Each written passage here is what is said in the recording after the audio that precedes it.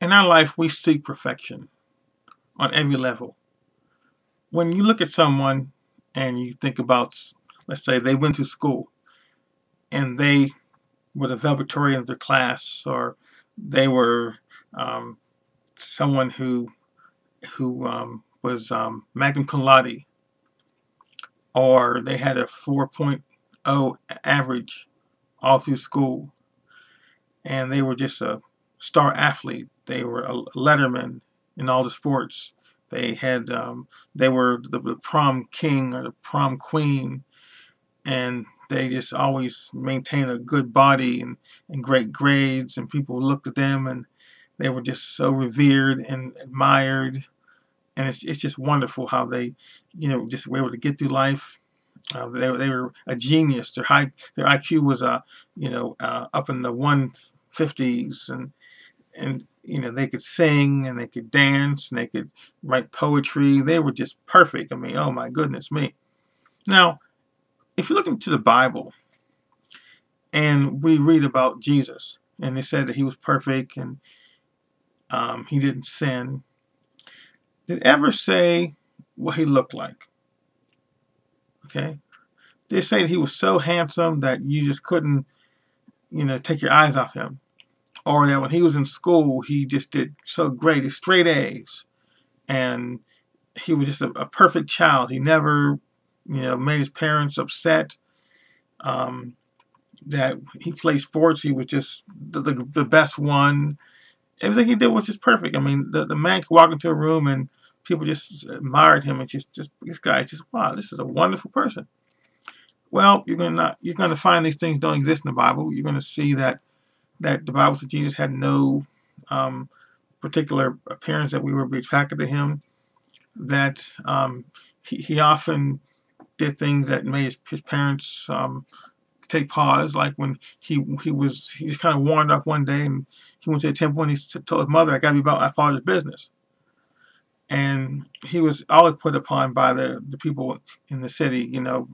They called him a blasphemer and someone who hung out with prostitutes and tax collectors, and the man's life was not looked upon as being anything that you want to live unless you were a follower, because he ended up being crucified. And I'm not really talking this time about Jesus, but I'm talking about someone who really showed how perfection is in this world. It's just an illusion. Because if you look at someone and you see they're really living their lives, you may not look at it as being perfect. To them it may be, but to you, it's something that it's off. It doesn't make any sense.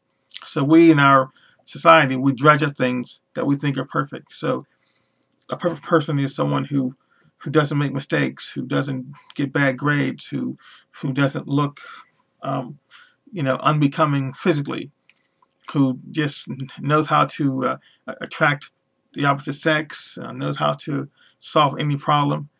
And this person doesn't exist. That's my point. This person is a fantasy that is not obtainable by anybody on a realistic scale. Because we'll find that people who even aspire to these things, they have all kinds of problems.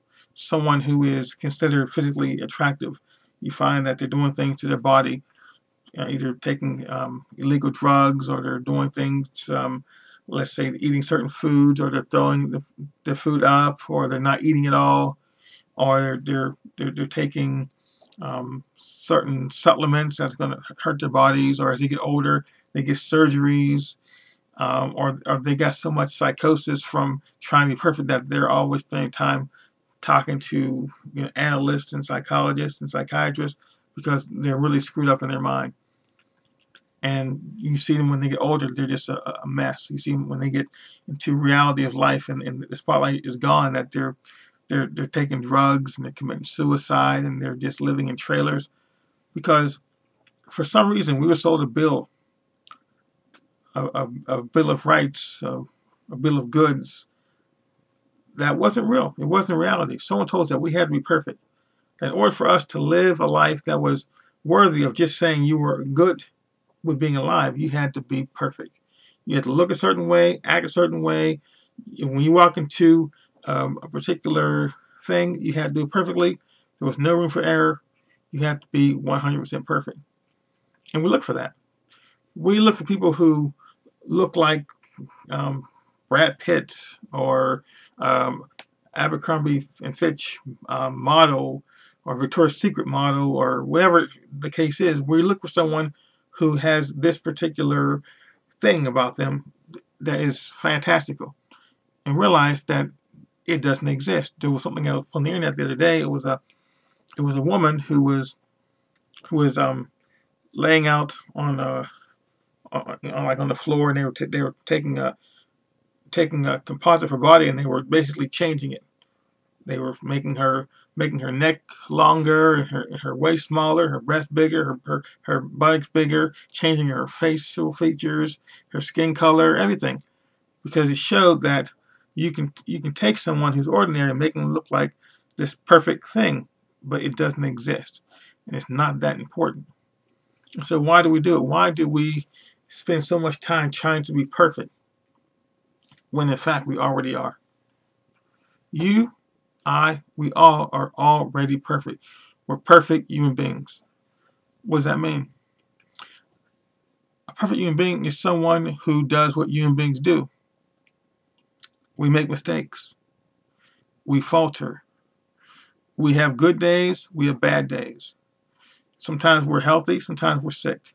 Sometimes we're on point. Sometimes we're behind in our ways. We're behind on our bills. We're behind on our studies. We're behind on our attitudes. Sometimes we're up. Sometimes we're creative. Sometimes we sing well. Sometimes we sleep too long. Sometimes we give birth to children. Sometimes we kill. Sometimes we do nothing at all. Sometimes we do a lot. But in the end, we all die. That is a perfect human being. Perfectly flawed. Perfectly screwed up. Perfectly beautiful. Perfectly creative. Perfectly able to do what human beings do on every level at any given time. You are a perfect human being. A perfect mess. And that's the way it should be. Someone who never makes a mistake, they're imperfect, because a perfect human being makes mistakes. Someone who never cries is imperfect. Human beings cry. We cry perfectly. A human being bleeds. We bleed red blood. A human being goes to the bathroom. A human being flagellates. A human being sings. A human being does good, bad, evil, nothing at all. We do it all. We're perfect. And if you realize that the way you are now is perfect. This hand works perfectly. So does this hand. They work together in harmony. It's perfect. It's perfect. We breathe. We see. We hear. We talk. We love. We sleep. We awake.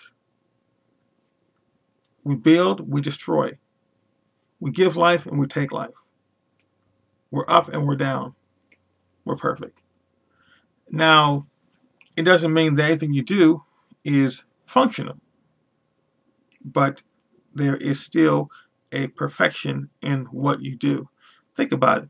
When you sit down for a meal and you put the food to your mouth and you chew it, it goes down. It goes to your stomach. It's absorbed through your body. Nourishment is given where it has to go, and then it eliminates. When you go to eliminate, the food comes out of you. It's all designed. It's all perfect. It works every time. And when it doesn't work, perfect. Sometimes it doesn't work, but most time it does. That's just the way we're built. Just as there is a time and a place for everything, it has to be done. It's like, for example, in a house, in a building, in a church, in a city, anywhere, there are places where you go to buy food. There are places where you go to dump garbage. There are places where you go to eat. There are places where you go to the bathroom. But if you went to the bathroom in the place where you had to eat, or if you ate in a place you had to go to the bathroom, it would be imperfect. It would be a mismatch. So understand, in life, when you do anything, make love, make war, create or destroy, that's what human beings do. That is the perfection as close as we're going to get in our human experience. But it's about what is good for the individual, not for the entire realm. Because if you were looking to your body and you would see certain processes going on, chemical processes in your body, of how your body relates and how it destroys certain mechanisms and how it feeds off of certain things and how it grows certain things. If you were to stare at it, you would start to take a side and say, "Well, that's wrong." Look at the bacterium attacking that process, or look at these cells and they're attacking this process, or look at these hair follicles and what's going on here, and there's gray hair, and there's stuff going on in the eyes and in the liver and the enzymes. You would say something's wrong. It looks so nasty. It looks so chaotic. But see, that's the way your body is, and the outside manifestation of that is someone growing older, and then finally dying. But that's nature's design. That's design that was given to us by our Creator. It's perfect. We were not made to be here just to make ourselves feel perfect about the outward appearance. But everything that happens to us is perfect. But we have to segment it in such a way that it is beneficial to us. And knowing when to do something in the right measure makes your life better. But perfection is as close as we're going to get as just being alive. That's all we get. So when the time comes when you lay down and you sleep, or you lay down and die, or you're just done with life, realize your life was perfect in every way. And now move on to your next level of perfection. Thank you.